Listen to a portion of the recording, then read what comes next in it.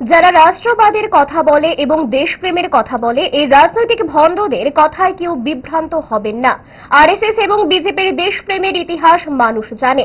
মাওবাদী ইস্যুতে বিজেপিকে পাল্টা দিলেন বিরোধী দলনেতা জিতেন্দ্র চৌধুরী। আসলে এটা চলবে না।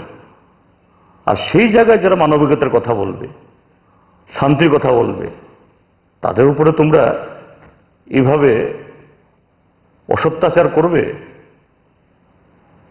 মানুষ এগুলো মেনে নেবে না।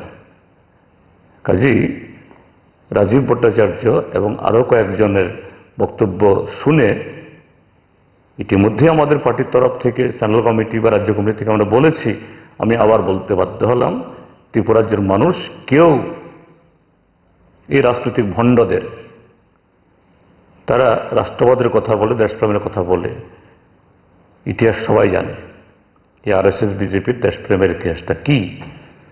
কাজেই তাদের কথায় কেউ বিভ্রান্ত হবেন না, এটা আমি আশা করি। দোষ আপনার ফুড হ্যাবিটে নয়, ভেজালে। সেই মায়ের আমল থেকে 5 দশক ধরে গ্যাস, অম্বল ও পেটের সমস্যা একমাত্র সমাধান গ্যাস নল।